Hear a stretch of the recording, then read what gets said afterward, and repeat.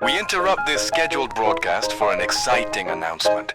5, 4, 3, 2, 1. On Thursday, July 23rd, Canada's Wonderland opened their new and improved roller coaster, the Daredeviler, and I was lucky enough to be invited on opening day and got the chance to ride it a couple times.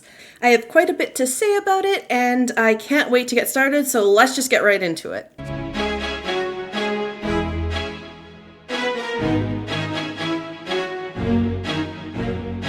In 1995, the ride originally opened as Top Gun during the Paramount era, and then later Cedar Fair renamed it Flight Deck. But now it is the Daredeviler. The Daredeviler sports the same track, but with some refinements, great theming, and most importantly, the new trains.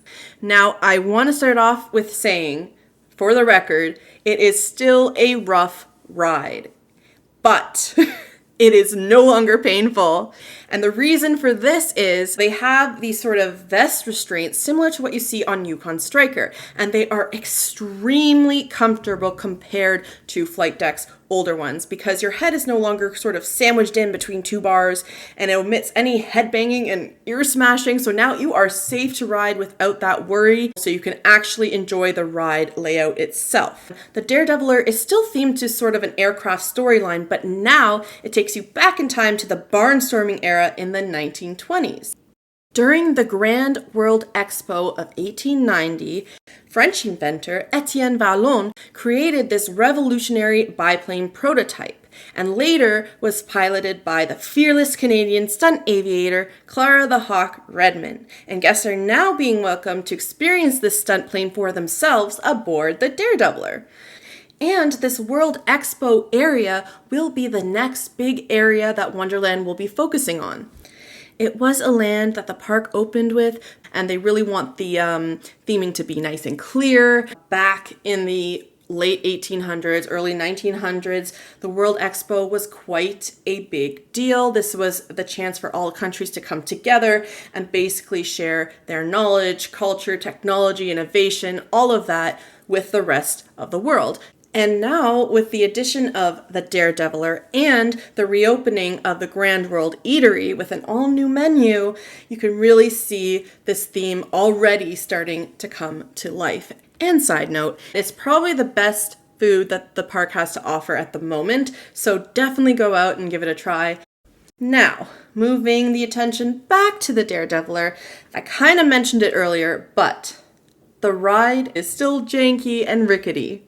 It's not going to be super smooth. It is still going to rattle you a bit.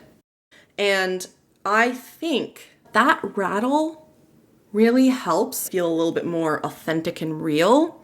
And I think the park was actually quite smart in, instead of retiring the ride and then maybe even building a new ride, it wouldn't have that same effect, right? Like the newer rides with our newer technology is definitely a lot more smooth. So in this case, the roughness and the 30-year-old difference in coaster technology actually works in the story's favor. Wonderland really went all out in their theming for this ride. You hear like propeller sound effects as the train traverses the track. You hear the 1920s music. The track colors are very vibrant and pop. And they also have this incredibly crafted biplane model right at the entrance of the queue. And you can even see it as you're riding the ride. All of that really does make this experience feel super immersive. So yeah, if you get a chance to go to the park, I would highly recommend you go and check out the Daredeviler for sure.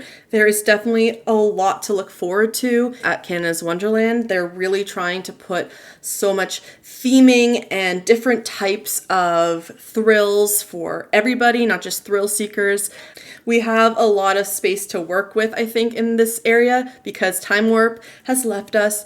Kingswood is also gone, and there's definitely a lot of room to build a new and exciting record-breaking coaster, maybe like an RMC similar to that of Steel Vengeance at Cedar Point, which is my favorite roller coaster still to date. Anyways, I feel like I've rambled on for far too long, but yes, please go ride Daredeviler. A big thank you again to Wonderland for inviting me out there for opening day. It was super fun.